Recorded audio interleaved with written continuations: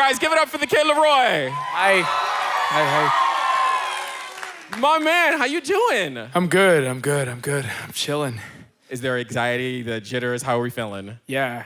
I just came back from Cabo 2 days ago, and I woke up yesterday being like, whoa, I'm dropping an album. That's crazy.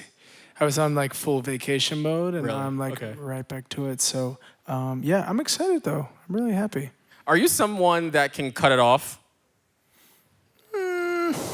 Like, yeah. But like, it's funny. I can't. I'm always on. So you're just like thinking about like, so you're on vacation in Cabo and you're thinking about what I gotta do next, the album's coming out, Yeah. etc. Yeah, it was hard. I mean, I could probably do it if I wasn't in an album cycle, but it was kind of hard not to, forget, because I'm getting like 1 million text messages a day. I'm like, 6 beers deep, like, oh man, what's going on? I gotta do a liner for somebody, You're just constantly over. Yeah, hi, I'm Kid LAROI, and I'm in Cabo. Hey, Cabo. Please stream my album. Yeah. Right, so you were about to turn in a totally different album. You had a change of heart. What happened? Life happened, I guess. I mean, I didn't really.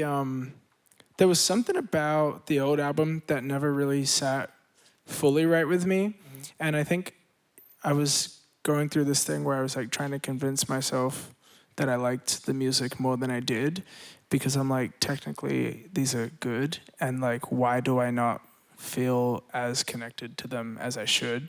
Because I do like them, but there's something that wasn't. So then, life stuff happened, and I just started writing a bunch of songs, and I was like, wow, these songs feel so much better to me. I feel so much more connected to these. So I was like, damn, maybe I just need to remake the whole album. And I remember I called a couple of my friends, and I was like, so I think I'm gonna like remake my album. And everyone's like, ha ha ha, that's so funny. And I was like, no. So they weren't taking you serious? Yeah, no, I was like, I'm dead serious. And they were like, oh. So then I just locked in for like a month in studio every single day, and I made the new album. Was the label like, whoa, hold up, what are you doing? I don't know, man. Yeah, actually, because I remember talking to Ron. I brought him in the studio, and I was like, hey, I really think we should surprise drop this album on November 14th, I think it was. It's like, I want to surprise drop this on November 14th. And he's like, oh, that's in 2 weeks. How long until the album's finished? And I was like,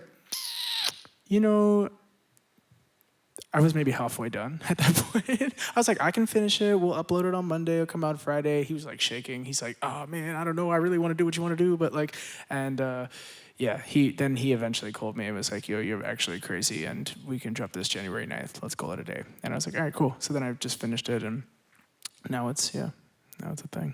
So clearly you're someone that can work well under pressure. I think I work the best under pressure. If I have too much time to do something, I just like float, I'm someone who actually needs to have some type of structure or schedule or goal, or otherwise I just like float. And I'm the same way. Huh? I'm the same way. Yeah. I work so well under pressure. Yeah. And I like to be late too. Yeah. When I'm going someplace, because it's like, when I get there, I'm like, oh my gosh, I only have this amount of time. I can get this done. Yeah, I think me too. And it just makes me go way harder and really think about like what I want to achieve, If I'm like goalless with it, if I don't really have like a goalpost, I kind of just float, and I'm like, oh, I could take my time on this. And, when I'm under pressure, my brain power kicks in a little more. Same. So, I feel the exact same way. The first song, Back When You Were Mine, you write from a real life experience. What do you feel like influenced that song right there? That one, let's see. Just the idea of, thinking about a past relationship or something like that. Mm-hmm. Back when I was, with the person that I'm talking about in the song.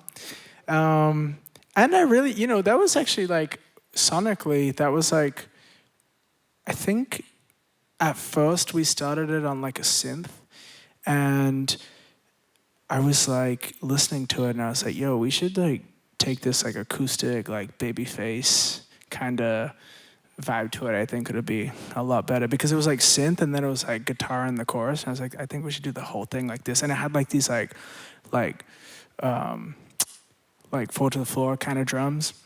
And I was like, we should just strip it back and make it on some like, Babyface kind of vibe. And that's what happened. Well, do you feel like that song was therapeutic for you, writing that? Yeah, for sure. 100%. Yeah, Just getting your thoughts down, try to figure out like what happened, what went wrong or whatever. Yeah, for sure. That's definitely, that's definitely it, for sure. Love it. Yeah. Let's talk about how I feel like you have a great way of blending pop music and R&B. You just mentioned Babyface. Goat. I agree. Yeah. How do you do that? I don't know. I think I'm influenced by so many different, styles of music. I mean, R&B and hip hop, my favorite genres of all time, but I'm also, I love pop music. Obviously, you can hear it in my music too. I kind of like, I don't know. I just listen to like literally everything, and I don't have any like, I don't know. I have friends who only listen to one specific genre, or have my vibe is just like everywhere. If I hear a song and I just like it, it's in the rotation. So I think maybe that's how that happens. That's how maybe my music comes about. It's just maybe a blend of everything, maybe. I love that you're an R&B head. We got to talk in the middle of the song. See what's your favorite R&B song. Yeah. Guys, it's our iHeartRadio album preview with the Kid LAROI. My name is EJ, hashtag iHeartTheKidLAROI. Don't forget, songs never heard from the album are coming your way soon, but set us up for A Perfect World. Yeah. This one was like, we were just like jamming in the studio. There was a bunch of us and everyone was on instruments. I was on like a little SM7 and we just kind of started vibing, playing, and the first thing that came to my brain was the top of the hook, which was In a Perfect World. We'd have it all figured out. You would be my girl. And that was like the first thing, and then we just kind of built it out from there. A Perfect World. Okay, so we were talking off the air, and you were saying that one right there, it has the vibe of... Yeah, so when I came into the studio to make, I was like, I was listening to Can You Stand the Rain by Boyz II Men, and I know that, right? And I was like, I want to make something like this. And I mean, we had a whole day, I think, of making stuff, and then like right towards the end of the day, I was like, we got to make something like this, and I just played the song, and they were like, and then everyone was like, bet. Bro, it gives me the vibes. I love the R&B vibes of it. Yeah, for sure. It's a vibe. You were saying that this one right here, this album, it's more sadder and more emotional. Yeah. Something about it feels a bit more nostalgic. Tell me about that.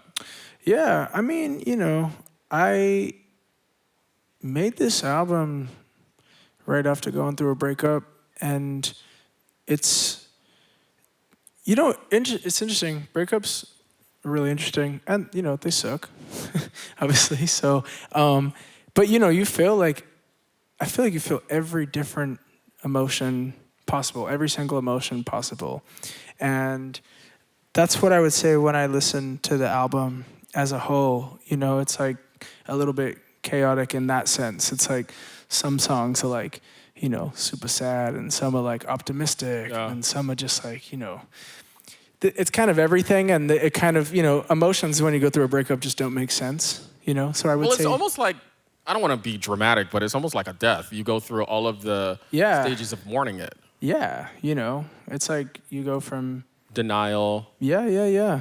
Disbelief and everything like that. Yeah, I think the craziest part about, any breakup that you ever go through is that, you just go from being best friends and all of a sudden to not. Yeah. And it is like a death in that sense, It feels like, oh, damn. Isn't it wild how that happens? Yeah. Interesting. It's life, though, And you learn from it and you grow. Yeah, for sure. Of course. Yo, that was a Coldplay.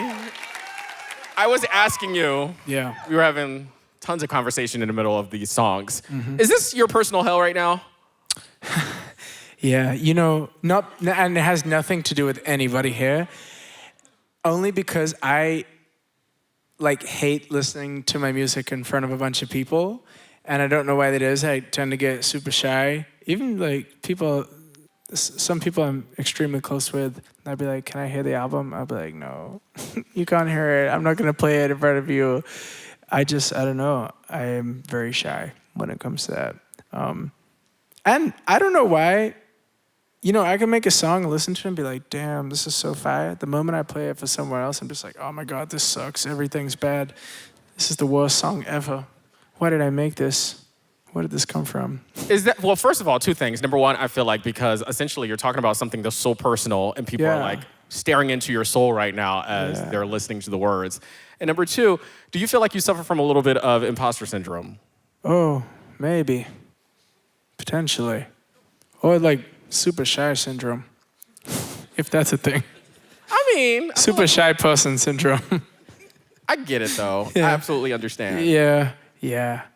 I just think, I don't know. When I'm by myself, I listen to it, I'll be like, yeah, this is hard. Other people, I'm like, oh, bad. So bad.